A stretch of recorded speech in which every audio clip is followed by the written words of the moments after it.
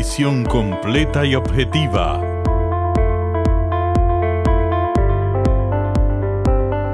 Del acontecer mundial. Presentamos Geopolítica con Nelson Encarnación.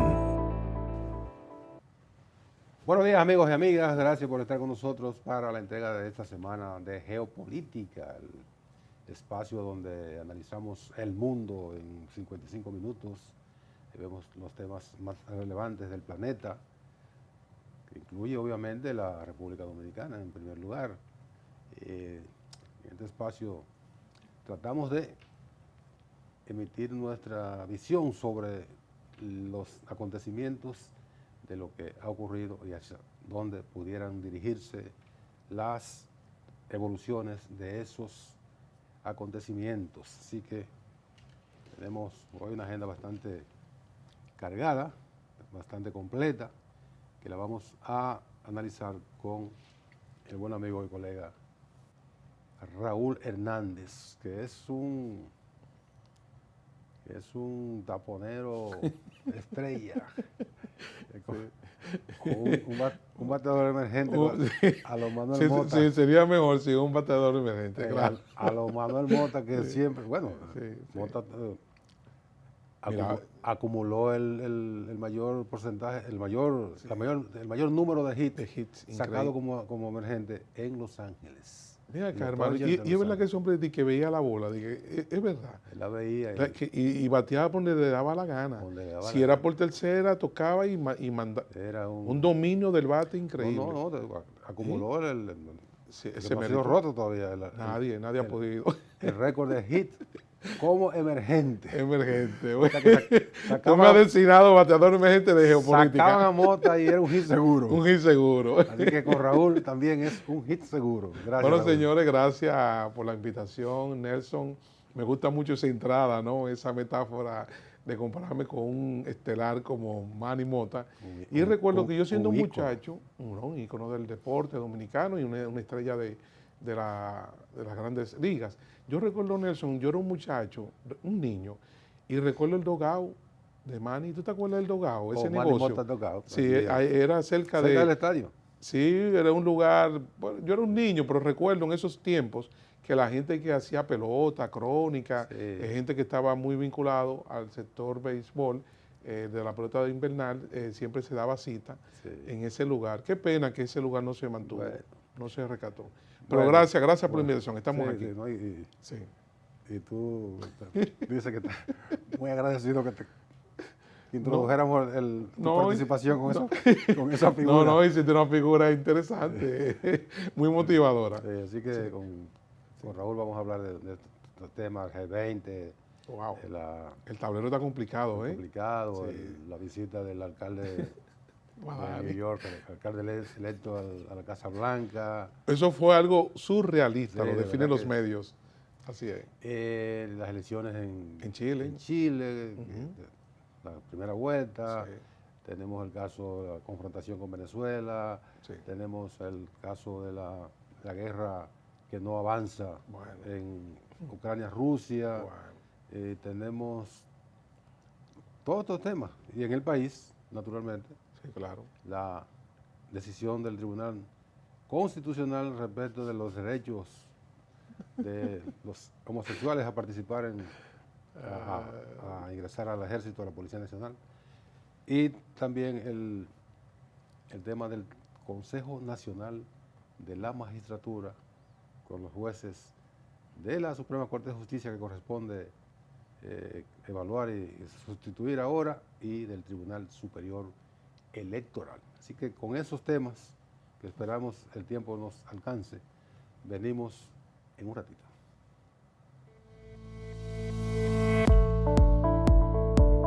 Geopolítica con Nelson Encarnación. En breve, volvemos.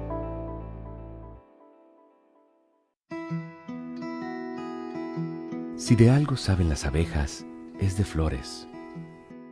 Hay de todo tipo y para todos los momentos. Lo importante no es solo su color, tamaño o forma, sino lo que hace sentir cada una. Y para esos sentimientos trabajan.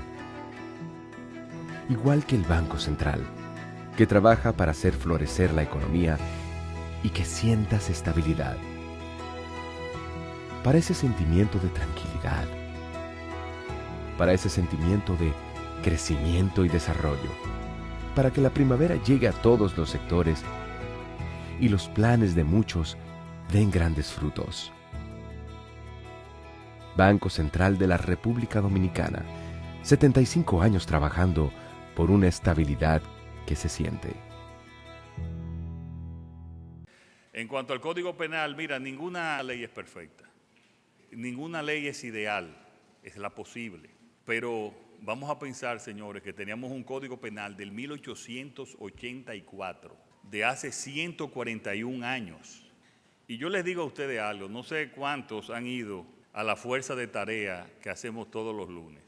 Y cuando vamos a la fuerza de tarea que vamos todos los lunes, vemos muchos delincuentes reincidentes que han tenido 3 y 4 crímenes, que están en la calle y han salido porque tenemos un código atrasado, imperfecto. Y esos delincuentes que han salido por ese código imperfecto son los que llevan intranquilidad y muerte a las familias. Y necesitaban de un código que endureciera las penas y que realmente llevara más justicia y lucha contra la criminalidad. Y eso es lo que hace este código.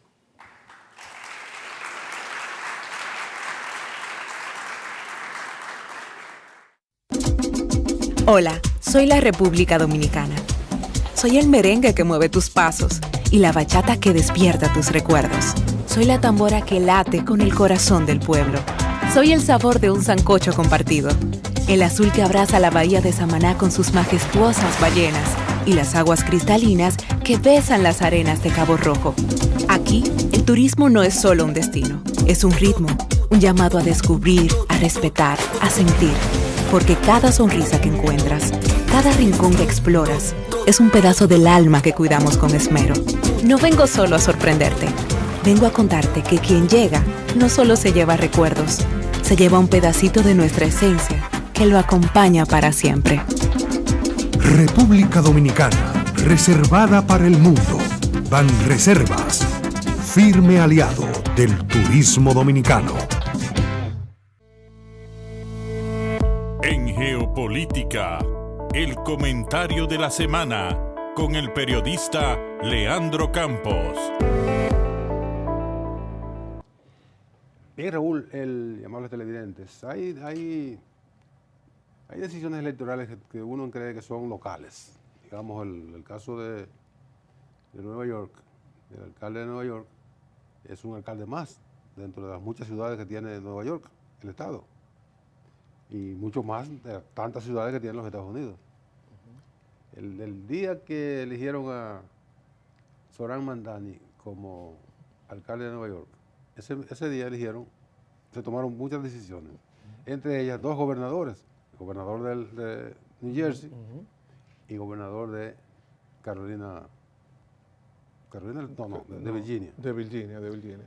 Pero fueron 2 reveses para el Partido Republicano. Por los 2 reveses para Trump, para Trump y los republicanos. Y en Los Ángeles se tomó una decisión bastante importante, que era que los republicanos querían la ampliación del distrito. Se les complació. Ellos pensaban que tenía ganancia de causa. Y perdió. Entonces, ¿a qué nos referimos? Que lo que más llamó la atención fue lo de Nueva York. Lo de Nueva York, claro, porque es la capital del mundo, un símbolo del capitalismo. Pero no por eso, básicamente, sino por la confrontación que planteó el presidente Trump frente a ese candidato. El candidato gana, Trump sigue atacándolo, y entonces ahora de repente se produce una reunión, perdón, que le tira un cubo de agua así mismo, al fuego. Así mismo, no sé, uno se ríe, señores, son temas serios, no lo vayan a tomar mal, ¿verdad, Nelson? Pero realmente nos reímos porque cuando uno examina los medios de comunicación que cubrieron esta interesante visita del alcalde electo, como dice Nelson, de la ciudad emblemática del capitalismo, que es la ciudad de Nueva York, en la Casa Blanca, en la oficina oval, señores, de pie al lado de un presidente sentado. Los chistes que ocurrieron ahí, pero hay unos detalles interesantes de esa visita, Nelson, y es que Donald Trump le da una palmada a Madani y dice ahí que él tiene, oye bien, Nelson, que él tiene coincidencias con Madani en algunos temas. Incluso dijo que en el caso de, tú sabes que la factura eléctrica en la ciudad de Nueva York es una empresa privada que es con Edison y ha subido la factura de una forma increíble. Y Donald Trump coincide con Madani que sí, que él entiende que con Edison tiene que bajarle la tarifa eléctrica a los usuarios. Pero hay una coincidencia interesante, los dos son de Queens. O sea, los dos son de Queens. Entonces, dice Donald Trump que, oye bien, lo dijo ahí de manera como él lo hace, muy espontánea, que él ha recibido altos dignatarios, jefes de Estado, con frecuencia, ¿verdad?, que visitan la Casa Blanca, y que esta visita de Madani ha captado, ¿verdad?, la atención, la comparó con otras y dijo que fue una cobertura mediática inusual en la Casa Blanca.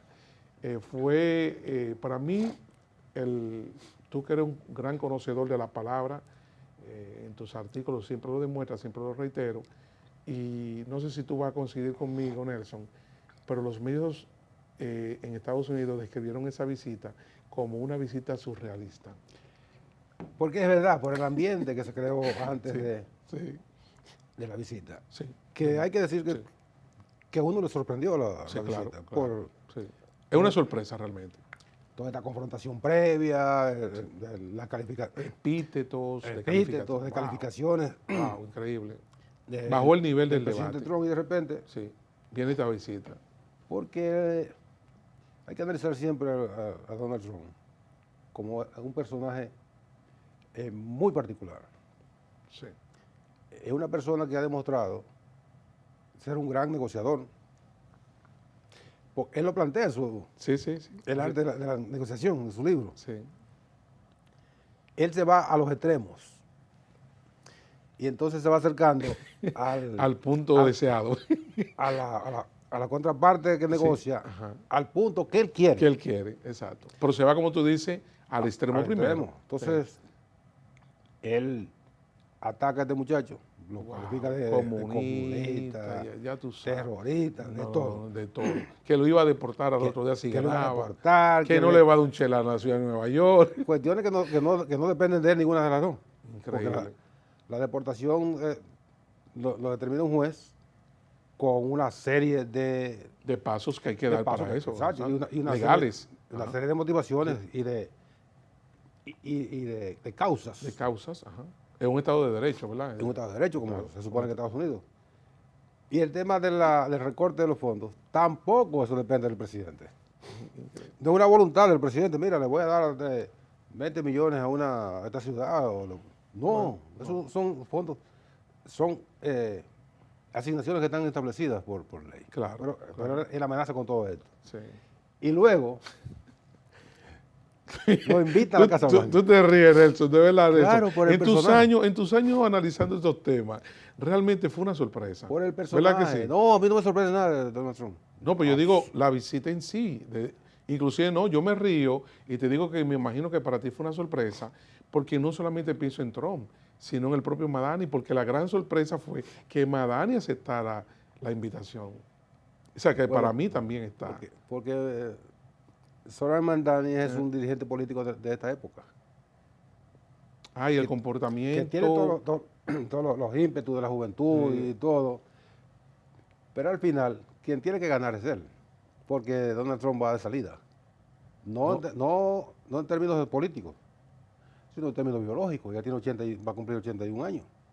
Él va de salida. No, el gran ganador de la visita es Mamdani. Y Mamdani tiene 34 años. Sí, pero yo digo, el gran ganador de esa visita es Mamdani, porque ahora mismo las tensiones se disipan en cierta medida y es Donald Trump, oye bien, hasta lo defendió delante de los periodistas. Por ejemplo, hubo uno de la derecha que atacó a Mamdani en la visita. Ven acá, pero tú no eres de que verde, tú sabes que hay un asunto, pero tú viniste en avión de Nueva York para Washington, ¿por qué tú no viniste en Amtrak, no viniste en tren? Ajá. Entonces fue Donald Trump que lo salió a defender. No, es que él en tren iba a durar más. Es decir, el mismo Trump que asume un rol de padre, relación padre-hijo, y le da la palmadita a Madani, es el gran ganador ahí de esa visita, no es Trump, es Madani. Claro. Digo, no sé si tú coincides con esto. No, plenamente, Sí. porque ¿quién baja al terreno de quién? No, Madani fue a la Casa Blanca. No, No, pues yo digo, no simbólica, eso en términos físicamente, físicos. en términos físicos, pero el que va realmente a la ciudad de Nueva York es Trump, simbólicamente. Quien baja al terreno de Mandani es Trump. Es Trump. Pues, ¿quién Y le pidió cacao. Claro. Oye, lo que le pidió que deje que confirme a la comisionada de justicia. Él alega que es amiga de su hija. Ah. Y Madani, bueno, Ya, está bien. Nada. No hay problema. Fue Fue una petición que le hizo petición ahí, del presidente, del presidente. que además Entonces, ¿quién es que está pidiendo? se ha demostrado ser De los dos, ¿quién es que está pidiendo? el presidente. El presidente Lo fue invitó a la Casa no fue- Blanca exactamente. y le pide ese públicamente empleo ese empleo. para la amiga. ¿Qué de tú su pensaste hija. de eso? ¿Qué tú ¿Eh? pensaste cuando viste a Trump pidiendo cacao? Donald Trump. Donald Trump. Yo lo retraté. Ahí mismo. Donald Ese Trump. Donald Ese Trump. Donald Trump. Él actúa, no le importa. Es decir, él. Pero hay un asunto del espectáculo, Nelson, también. Es un hombre que los números están muy en el piso. Claro. Fíjate que él pasó de ser una figura que iba a un estadio y la ovación era masiva y ahora recibió un boo, a diferencia de los aplausos que recibió Obama. Fíjate que ya la figura del presidente está en capa caída. En baja. Varía rápidamente Sí. los escenarios Los escenarios para de una gran ovación a un gran boom. a un gran boo. Eso le pasó a Donald Trump ahora. Y no sé si tú sigues Pew Research, que es un think tank en Washington muy interesante, que le envía unos resultados de encuestas que aplican y se plantea que el 61% de los medios de comunicación tienen una actitud muy negativa hacia Trump porque él tiene y sigue manifestando reacciones públicamente que van en contra del ejercicio del periodismo, endilgándole situaciones a son periodistas posiciones dictatoriales. diciéndole, mira, yo no sé cómo que visite tiene a ti trabajando, a ti, es una forma pregunta despectiva, que no le cae bien. que no le cae bien y Tú eres una cerdita. ¿Por y eso, hermano? ¿Y eso de un presidente? You are pig. Sí, a little pig, little pig. No, pero no puede ser tampoco.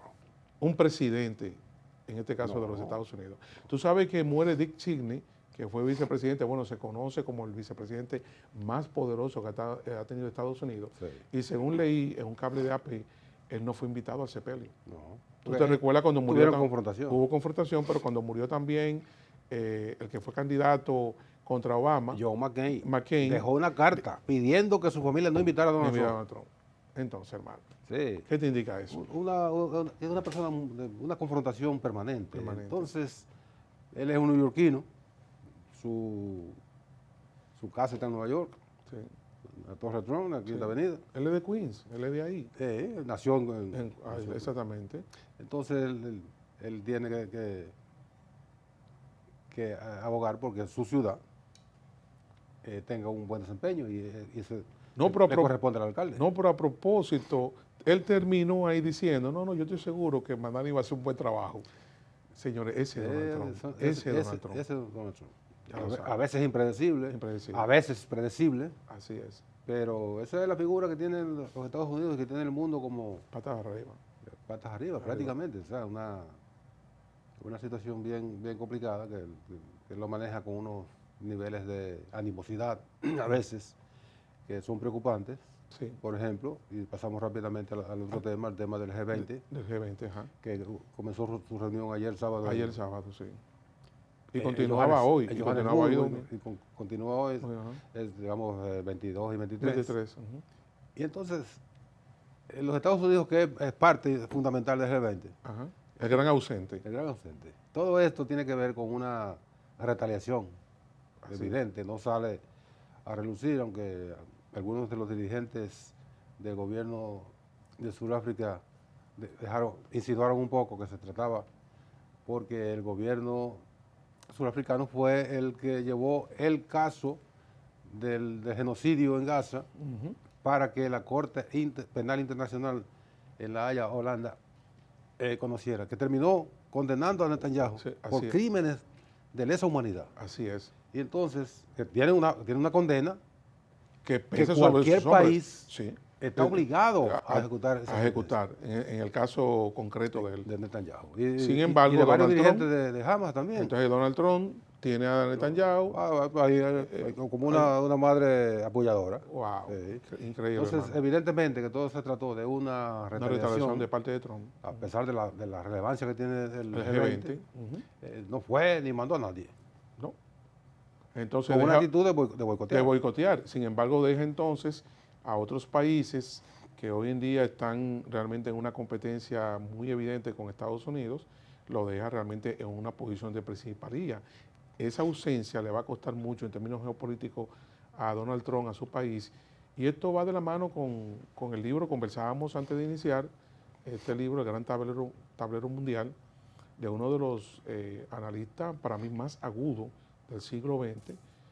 Bueno, tiene un nombre bastante complicado para pronunciarlo, que es Zbigniew Brzezinski. Brzezinski, que Porque fue polaco. él es polaco, Polaco, es un nombre rarísimo. Para Hasta para escribirlo, porque tiene tres en consonantes. polaco la consonante no necesariamente van juntas con la vocal. Con la vocal, sí, porque tiene tres consonantes. Sí. Entonces, en el Gran Tablero Mundial, él habla realmente en ese libro, y ahí podemos caer ya del G20 al caso de Ucrania. Es interesante que esa fue una obra publicada hace más de 30 años Sí. y mantiene una vigencia tal que ahí él dice que Rusia, por ejemplo, Ucrania, si Rusia pierde Ucrania, pierde realmente mucho poderío, su esencia, su influencia en la región, porque él dice en ese libro Eso que fue- Euroasia es el gran poder del mundo. Eso fue publicado antes de la caída del bloque muro- soviético. Del bloque soviético. Fue en el 88. 86, Fue en el 87, 88 más o menos. Más o menos ahí se publicó el libro, yo lo recuerdo cuando lo compré. ¿Y el descricaje de la URSS cuándo fue? Fue en el 88. 89. 89, cuando cae el muro. Sí. Entonces, a donde voy es que este autor polaco, muy interesante, te decía fuera del aire. Estadounidense de origen polaco. Bueno, sí, él es estadounidense, pero para mí, no sé cuál es tu opinión, tú que has sido un estudioso de la geopolítica, Nelson, pero es uno de los analistas más agudos que ha tenido Sí. el mundo de la geopolítica, a Yo nivel creo que- académico por lo Yo creo menos. que el mundo de la geopolítica, concretamente en los Estados Unidos, tiene a tres figuras importantes. Sí. Brzezinski, Ujú. Kissinger, Kissinger, y así es. McNamara. Sí, hay No- que reconocerlo. No el McNamara que anda por Sí, ahí sí. por Colombia. No, McNamara fue, tú estás hablando No, de... Robert McNamara. No, de una persona con un aval. Sí, Bueno, ante la historia es uno de los actores principales claro. de la historia contemporánea en Estados Unidos. Coincido contigo, y Kissinger fue un pensador, bueno, fíjate todo lo que hizo en el caso de China, que colocó a China en un elemento en el gobierno para que los presidentes con los que él trabajó, en este caso fue con Nixon, él Y con entendiera, Ford, y con pero Ford, Ford bueno, fue un Ford ave de paso. fue un ave de paso, pero realmente con Nixon lo hizo entender la importancia geopolítica que tenía China para Estados Unidos. Y entonces Brzezinski, en su libro El Gran Tablero Mundial, avisora y plantea el rol protagónico de China en el tablero mundial. Claro. Es decir, que hoy en día esa es una obra que hay que releerla. Yo lo voy a releer. Yo Sí. lo leí en su momento. En su momento, estaba claro. fresquecito. Hace mucho, claro. Cuando Me lo prestó el licenciado Fernando Álvarez Fogar. Y yo tengo la mala costumbre, o la mala maña, o la virtud Sí. de devolver los libros que me prestan. Ah, pues tú rompes con aquello de que si tú prestas un libro, ¿cómo es que dicen? Que tonto es el Tonto que lo presta un libro Ajá. y más tonto Y más tonto el que lo devuelve. Tú rompes con ese... Yo- con ese Yo rompo con eso. con sí. eso, sí. Bueno, entonces, y pasando entonces al caso de Venezuela. Eso lo vamos a ver Así, después después de la pausa. Ok. Así que venimos de inmediato.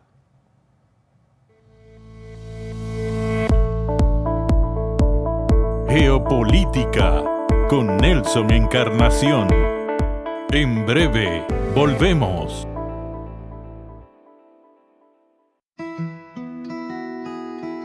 Si de algo saben las abejas, es de flores. Hay de todo tipo y para todos los momentos. Lo importante no es solo su color, tamaño o forma, sino lo que hace sentir cada una. Y para esos sentimientos trabajan. Igual que el Banco Central, que trabaja para hacer florecer la economía y que sientas estabilidad. Para ese sentimiento de tranquilidad. Para ese sentimiento de crecimiento y desarrollo. Para que la primavera llegue a todos los sectores y los planes de muchos den grandes frutos. Banco Central de la República Dominicana, 75 años trabajando por una estabilidad que se siente.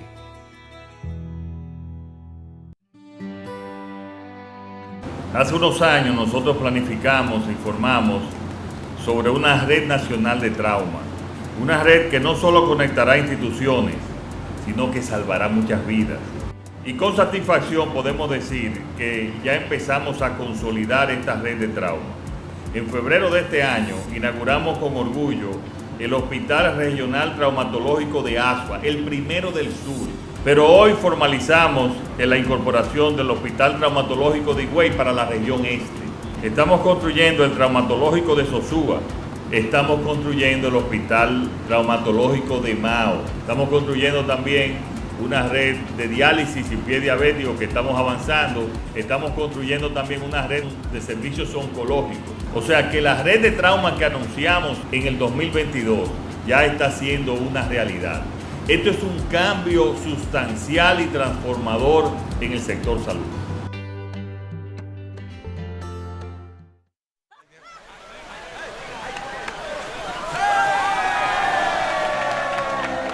Hemos dado tantos pasos, hemos hecho sueños realidad. En cada esquina de esta tierra, ¡Nueva Nueva York! Vemos toda la felicidad. Oh, oh, oh. Siempre le damos para allá. Equipo que no se rinde, gente buena que da más. En cada esquina de esta bella tierra, la solidaridad es nuestro aliento. Tendiendo la mano, construyendo nuestros sueños. Es que los dominicanos siempre le damos para allá. En Banreservas ponemos el corazón en el crecimiento de nuestra gente, comprometidos en todo momento y ocasión en ser el banco de todos los dominicanos.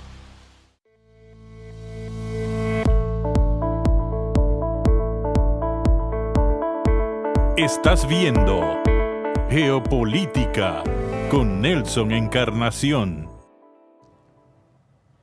Seguimos en Geopolítica de este domingo. De refilón, Raúl, tú pusiste el tema de Ucrania a partir de la descripción que hace, bueno, la tesis que plantea, sí. Brzezinski.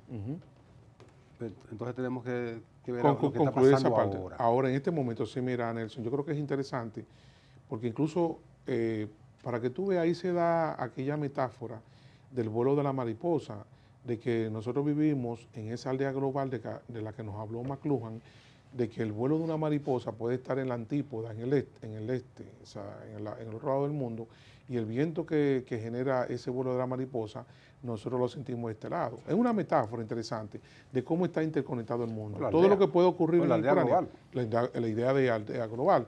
Entonces, lo que ocurre en Ucrania tiene un impacto en nuestro país. Sí. Somos una economía que es vulnerable, abierta a choques externos. Es por toda la interdependencia. La interdependencia que hay en el mundo. Entonces, en el caso de Ucrania, ya ha habido un ultimátum de parte de Trump a Zelensky. Le dio hasta el jueves de la semana que viene, Nelson, que es, bueno, tú viviste muchos años en Estados Unidos. ¿De esta semana? Sí, el jueves de esta semana. De ahora, sí, porque hoy es domingo. Claro. Bíblicamente, el primer día de la semana es el domingo. Entonces, ¿qué ocurre? En ese ultimátum, este jueves, señores, es la celebración del Día de Acción de Gracia, Thanksgiving, en Estados Unidos, y el presidente Trump le enmendó la plana a Zelensky diciéndole, ya tienes que aceptar estos 28 puntos, ya hemos llegado a un consenso con Rusia, se filtró en los medios, era una negociación privada entre Estados Unidos y Rusia, pero... Lo filtraron a propósito. A propósito, tú sabes, para ir ablandando. Entonces resulta que el viernes Zelensky se dirige a su país ya adelantando. Yo creo que ya está de capa caída esto, no sé cuál es tu valoración. Para mí ese discurso de Zelensky a sus compatriotas, es adelantándole ya que esto tiene que llegar a un fin. Son 4 años de conflicto, 28 puntos, y Nelson, no sé qué tú pensarás, pero el gran ganador de ya resolverse esto tiene nombre, se llama Vladimir Putin. Sí, por los resultados de ese acuerdo de paz. es muy lamentable que el conflicto de Ucrania tenga que terminar así. Porque desde un principio, cuando analizamos la posible tendencia a lo que fuera a solucionarse, se sabía que el conflicto no podía saldarse en las mismas condiciones que comenzó. ¿A qué nos referimos? Ajá. Bueno, que si Rusia lanza su llamada operación militar especial, que es una invasión, no me vengan con eso todo, No, eso es fue una eufemismo. No, eso es una invasión. Es una invasión. Punto. Ok. Punto. Es una invasión. Usted le puede buscar cualquier apellido Lo que tú quieras. que Rusia quiere para justificarlo. Pero Por es eso una invasión. es una invasión que afecta a la soberanía de Ucrania. Claro. Punto. Entonces, Punto. no se puede saldar esa situación dejando todo como estaba. Como estaba, así es. Todo como estaba. La integridad territorial de Ucrania. De Ucrania. Que Ucrania pudiera tener en el futuro cercano la posibilidad de ingresar a la Unión Europea y de ahí a la OTAN. A la OTAN, exacto. Eso no va a pasar. No. Es que está en los 28 puntos. Exactamente. En los 28 puntos está, señores, que Ucrania pierde el 20% del territorio. Muy lamentable. Para ese país, porque está lesionando la soberanía territorial. Porque nosotros sufrimos 2 invasiones. Nosotros también, nosotros no podemos identificarnos con eso, estoy contigo. A pesar de la simpatía con Putin, sí. uno no puede estar de acuerdo con eso. No, hay que reconocerlo, así es, estoy contigo. Ahora, lo cierto es, señores, que entre los 28 puntos de ese acuerdo de paz, repito, Nelson, amigos televidentes, amigas, Donbass pasa a ser un territorio ruso, una anexión. No, una adhesión, porque también hay otro Bueno, eufemismo. vamos a ver. Son, sí, una recuperación. No, son territorios, son repúblicas independientes. Por eso independencia pongo entre comillas. Bueno, entre comillas. Bueno, pero vamos al punto de que pierde el 20% del territorio, no hay ingreso a la OTAN, el ejército de Ucrania baja de 900 a 600.000, está el planteamiento de Trump de que él va a dar protección militar a Ucrania. La seguridad, la garantiza Trump. Estados Unidos. Bueno, Estados Unidos es el planteamiento, pero reitero, el gran ganador aquí es Vladimir Putin, porque lo que motivó la guerra, como tú dices, ¿cuál fue el origen de la guerra? Impedir que Ucrania ingresara a la Unión Europea. Ajá. Y de ahí a la OTAN. Ajá. Y 4 años después ya impide que Ajá. Ucrania ingrese. Eso es muy sencillo. Entonces, lo lamentable de todo eso, que uno lo está analizando aquí en frío, pero ha habido pérdidas humanas, Nelson, pérdidas materiales, un país devastado. O sea, es una situación muy lamentable porque toda guerra, ¿qué es lo que deja la guerra a fin de cuentas, Nelson? Pérdida neta. Destrucción. ¿Qué es lo que es un tanque de guerra? Nunca olvido la comparación que hizo Bosch en un momento a propósito de una situación que se dio precisamente... El tanque de guerra y el tractor. Exactamente. ¿Te acuerdas cuando la crisis de Polonia, que Bosch escribió unos artículos donde comparaba en un tractor con un tanque de guerra? ¿Qué hace un tanque de guerra? Destruye. ¿Qué hace un tractor? Producir. Entonces está lamentable para Ucrania y claro, ha habido también pérdidas de parte de Rusia. No, Rusia ha perdido muchos militares, militares, jóvenes que han perdido la vida. Y la economía. Sí. En algún momento, bueno, el petróleo Sí. le significó un alivio, pero su economía fue bastante diezmada o bastante afectada por las sanciones. Claro. Sanciones de Occidente, como lo llaman ellos, que le han afectado significativamente. Tiene bloqueados miles de millones de dólares en bancos de la Unión Europea o bancos ingleses, Sí, se los han, banco estadounidense. Sí. Ha sido muy afectada. Pero Ucrania tiene, además de la pérdida del territorio, casi el 20% de su territorio, o un poquito más del 20% de su territorio, miles de soldados y civiles muertos, Increíble. una destrucción importante de infraestructura. Claro. Las Fuerzas Armadas vueltas un añisco, no encuentran. Buscaron muchos mecanismos de cómo captar, de cómo reclutar a nuevos miembros de las Fuerzas Armadas. Y no encuentran. Y no encuentran y cómo. Además, estamos hablando de un país a oscuro en algunas zonas. Sí. Los rusos han destruido torres de energía, puentes, una destrucción total. Y yo realmente entiendo, Nelson, que la apuesta debe ser siempre la negociación. Hay que buscar el mecanismo de que la humanidad ya detenga todo esto de ir a la guerra como el único método. No, ese debe ser el último. El último. Dicen los abogados que más vale un mal pleito. Un mal arreglo. Un mal arreglo que que un buen pleito, así es. Porque al final el buen pleito gana uno, pero ¿a qué nivel? ¿A qué nivel? ¿O a qué costo? Entonces, en el arreglo, en el mal arreglo, ganan todos. Ganan todos. Ganar, de la escuela de Harvard. Sí, de Harvard. Sí, entonces, ¿quién pierde? No de manera física, pero de manera abstracta. Sí. La Unión Europea. La Unión Europea. Sí, pero es penoso lo que ocurre ahí. Terminó siendo una vergüenza para el mundo. La Unión Europea en este momento, para la geopolítica no vale nada. No, pero es una cosa increíble, Nelson. Nelson, yo no sé, en los años que tú analizas estos temas, yo nunca había visto a Europa, a la Unión Europea, tan acéfala, tan falta de liderazgo como ahora. No tiene nada, hermano. Esa es la falta de liderazgo. Los años de oro de una Merkel, de un Charles de Gaulle, un Willy Brandt, todo eso pasó a la historia, hermano. Ahí no hay nada que buscar, Nelson. Pedro Sánchez batiéndose internamente, que está ahí en el filo de la navaja, porque no hay nada, porque no hay una contraparte. Porque le tienen miedo a la ultraderecha. A la ultraderecha. Por eso, él es el mal menor. Ajá, entonces, ¿a quién eligieron en canciller en Alemania? Ese ni fu ni fa. Un desconocido. Pero eso no ni fu ni que fa. El anterior tampoco era nada. O sea, Alemania ha caído de esa figura de Willy Brandt. Oh, pero ven acá. De Helmut Kohl, que era un canciller. Exacto. Y Angela Merkel. A caer en este señor que está ahí ahora mismo. Se ha convertido en un payaso también. Nada. Una cosa terrible. No vale nada. Ahora, la Unión Europea también se ha rendido ante los pies de Trump, una cosa tan ridícula. ¿Quién dirige la Unión Europea ahora mismo? Una señora ahí que lo que es una... uno no sabe tampoco lo que es. ¿Qué es lo que es tampoco?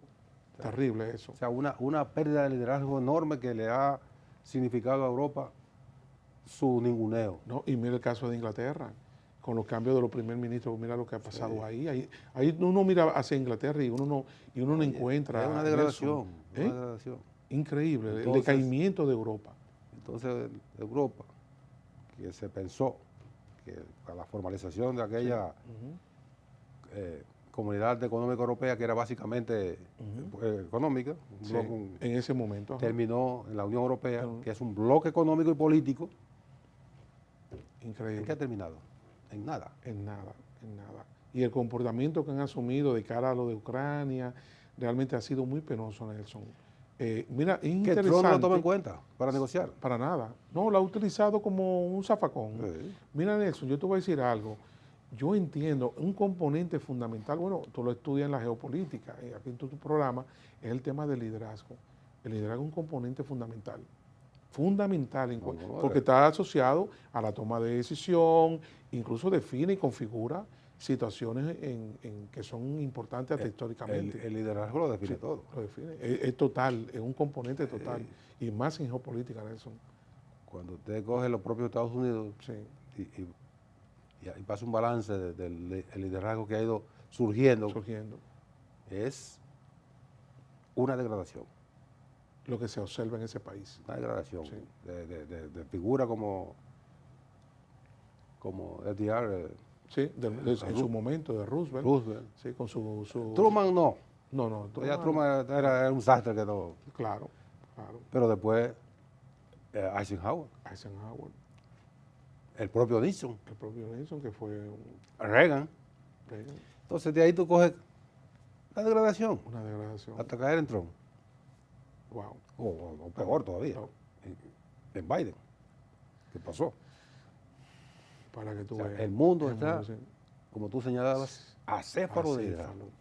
Wow. Entonces ahí emerge una figura como Putin. Como Putin.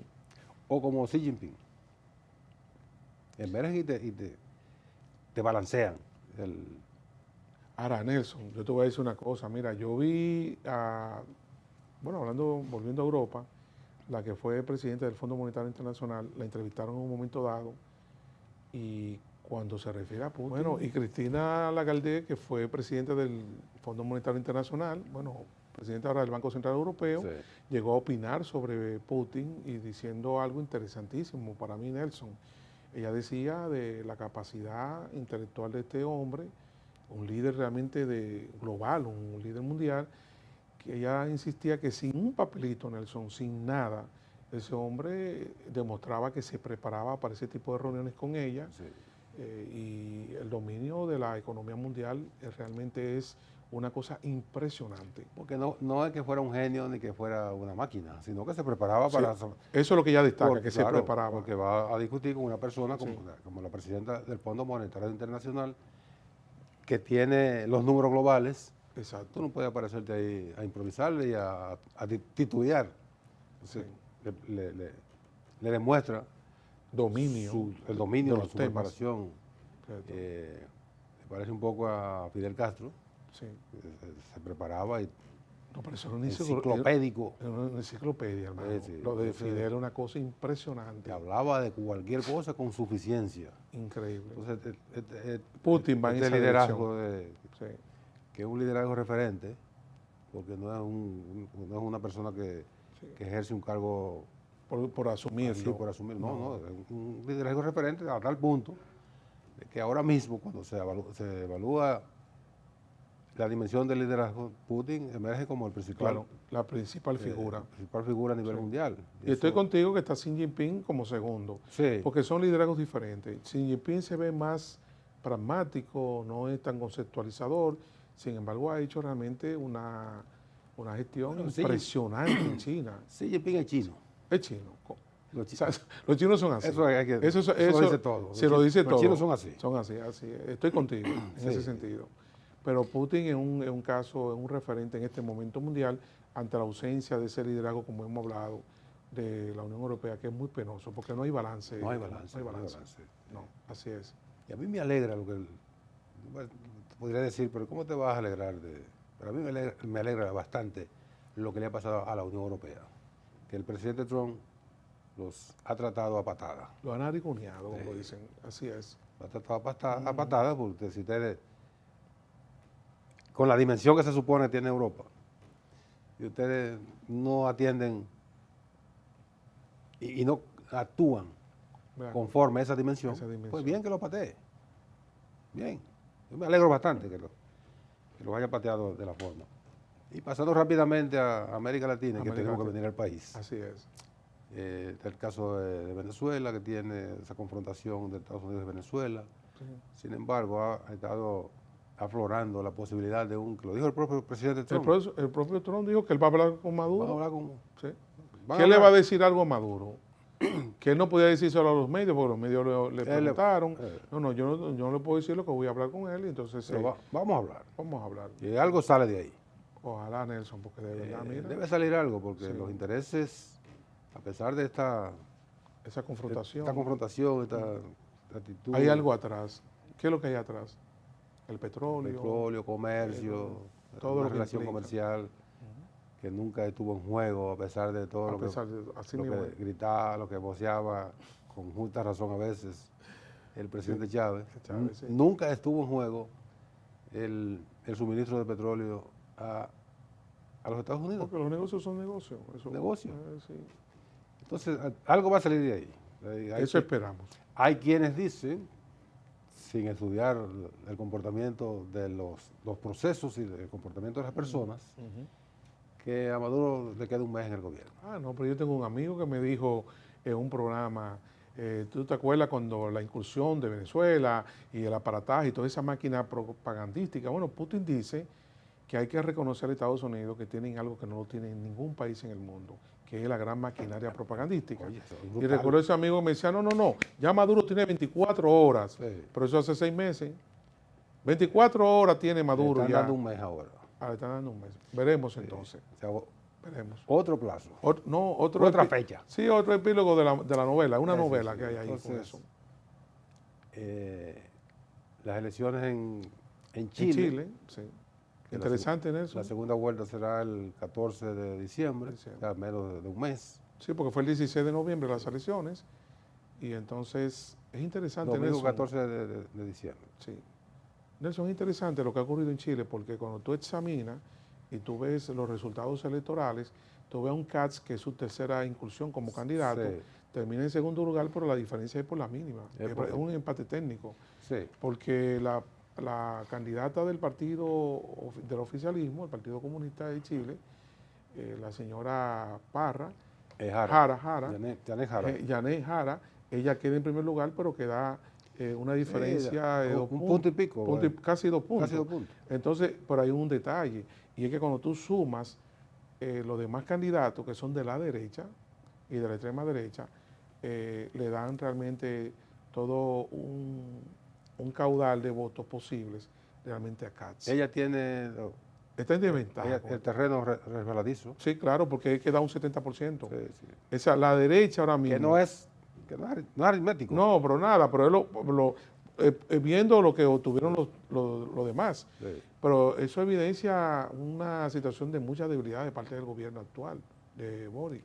Sí, Boric tiene una aceptación bastante baja. Baja, muy baja. Y eso afectó a la candidata Yané Jara. Sí. A pesar de que ella trató de distanciarse, Sí, pero no es posible. eso le afectó significativamente. Pero hay temas también acuciantes, Nelson, la criminalidad, la inmigración. Entonces, ¿qué ha venido? ¿Qué ha hecho este señor Katz? Bueno, él se identifica como un seguidor de Bolsonaro, de Trump, de Bukele. Entonces ha exacerbado ese sentimiento que hay contrario contra el gobierno con esos temas fundamentales como la criminalidad. Que al final, y el tipo le ha sacado provecho a eso. Al final él gana y no va a hacer nada porque no puede deportar a medio millón de personas así porque usted diga. Bueno, eso es lo que el populismo, sí. En el análisis que he visto de analistas de mucha sobriedad, plantean que hay populismo de la izquierda y populismo de la derecha, en el caso chileno, y es lamentable lo que está ocurriendo con un país que tú sabes, Nelson, que ha sido realmente un referente, al menos en el plano económico en la región. Fue un referente. Brasil, tenemos una noticia grata. Una noticia grata para los trabajadores y la clase media brasileña. Un respiro, hermano. La indexaron. A propósito. Sí, a propósito del tema. Sí. Vino Lula y entonces ya 10 millones de brasileños, de trabajadores, ya contaban con exenciones fiscales, pero ahora Lula fue bastante ambicioso, incluye a la clase media. Le incrementó 25 millones de personas caen ahora en el tramo, en una, lo que llama una impositiva. Claro, reducción desde el pago de impuestos sobre la renta. Sí, el tramo se amplía y entonces ahora hay una redistribución fiscal muy interesante que le da un respiro a la clase media y es una medida que se va a convertir, Nelson, en la región en un referente de política pública. Así es. En materia, materia fiscal. Y Bolsonaro fue detenido este sábado. Este sábado, sí. Ingresó a prisión. Recordemos que tiene una condena a 27 años por sedición y todo esto. Pero está en libertad. Yo no le deseo el mal a nadie, pues yo creo que es muy merecido lo que ha pasado a este señor. En la cárcel. Nelson, bájale algo. De todas maneras, lo que hizo ese hombre en Brasil fue una cosa terrible, hermano. Oye, un daño institucional. Usted usa la democracia, pero usted no cree en ella. Eso fue lo que hizo, ¿eh? Eso es lo que hizo ese hombre. Increíble. Eso fue lo que hizo. Lo de ahorcar fue en sentido figurado. No, yo lo sé, hermano, yo lo sé. Hago chanza porque realmente tú lo dices, porque se trata de una persona, mira lo que fue capaz. Ese autodenominó una copia de Trump en su país, en América Latina, pero hay que resaltar, Nelson, el rol que está jugando Lula en este momento. Creo que es un aliciente para la economía brasileña, porque eso va a provocar, va a tener un impacto importante en el crecimiento de lo que es la sexta economía mundial, que es Brasil. Que impactan en América Latina. Claro.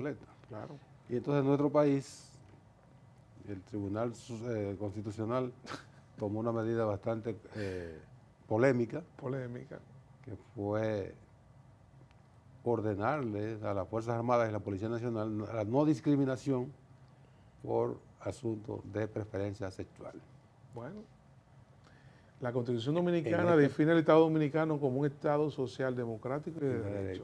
No es así, que no admite la discriminación. No admite la discriminación. Yo no sé tú, Nelson, pero yo en el caso yo no soy homofóbico. A mí, en lo personal, lo que no me gusta, yo estoy hablando de mí, es la promoción. El exhibicionismo. Eso es lo que a mí no, eso es lo que me molesta. Pero si usted tiene su preferencia sexual, haga lo que usted quiera. pero eso en su vida privada. Claro. Pero no vaya a los medios. Yo no sé si tú me entiendes. A promover eso como proyectar, que es una... como que eso hay que normalizarlo. Como que es una conquista. No, así no, no. así no. Y eso de que de orgullo gay, haciendo paradas, y ese tipo de cosas no. Yo creo que como que eso tiene un límite. ¿Y dónde está el orgullo? No, de que el orgullo, tú sabes... Cada quien después de que es grande, que es mayor de edad, que haga con su vida lo que quiera. Pero privado, en su vida privada, no exponiendo ni queriendo promover por lo que para mí son antivalores y antinatura. Porque hay que decirlo, Nelson, también con propiedad. Eso de homosexualidad es antinatura. Estamos hablando de que está muy claro de que hay hombre y hay mujer. Sí. Ahora, si usted quiere tener una preferencia con una persona de su mismo sexo, haga su asunto. No hay problema. No hay problema, hágalo en privado. Eso es El problema es estar, tú sabes, promoviendo eso. Ese es su derecho. Ese es su derecho. Y hay que respetárselo. Sí, hay que respetarlo. Ahora, de ahí entonces hacer cosas para, tú sabes, de que yo soy, ya hay como que es un modelo. Como que es un modelo. No. Y ahí que tenemos problemas, Eso, por lo menos yo. Esa es otra cosa. Esa es otra cosa. El Consejo Nacional de la Magistratura dará a conocer esta semana los nombres de los 3. No, son 5 y 5. Son 5 y 5 con sus suplentes. En el caso del Superior Electoral tiene suplentes. En la Suprema no hay suplentes. No, yo digo que son 5 y 5, entonces en este caso, como tú dices, llevan 5 suplentes en el Tribunal Superior. Son 5 jueces de la Suprema Corte de Justicia. Exacto. Y 5, son 10 en el Tribunal Superior Electoral. 5 titulares 5 y 5 suplentes. 5 suplentes. Así que eso está pendiente. El Consejo de la Magistratura hizo las evaluaciones ya concluyó que corresponden y esta semana me imagino que será miércoles o jueves que se dará a conocer los nombres de esos. De los que serán seleccionados. Exactamente. Y también... ¿Y qué tú esperas, Nelson? Tú que eres un conocedor de la materia, de estos temas, en el caso que tienen que ver con el sistema judicial, ¿cuál es tu apreciación de lo que va a ocurrir? En el caso del Superior Electoral, ahí yo creo que... ¿Van a haber ratificaciones? Sí, 2. Sí, 2. Al menos 2. Al menos 2. Sí. Eso es lo que tú prevés. Eso es lo que tú prevés. En la Suprema, ahí no tengo mucho manejo. Está como más complicado, ¿verdad? Sí, porque además es un ambiente que yo no domino mucho, porque no me preocupo mucho por estudiar estas cuestiones de la matrícula. De la Suprema, de la matrícula. Yo sí analizo el contexto global. Global. Es lo que te llama la atención del sistema. Del desempeño de la justicia. No te pregunto porque yo me he dado cuenta, conversando contigo, que tú eres muy dado a darle seguimiento a los temas que tienen que ver con el sistema judicial. Te digo el contexto global. Sí. La Suprema Corte de Justicia ha tenido un desempeño bastante aceptable con la dirección del magistrado Luis Henry Molina, salido de un partido político. Increíble eso. Colgó los guantes, ¿verdad? El traje de político y se puso el traje de juez y ha sido un gran juez. Mira qué interesante. Por eso yo insisto y me opongo radicalmente a aquellos que dicen no, que los partidos políticos no. No, así no.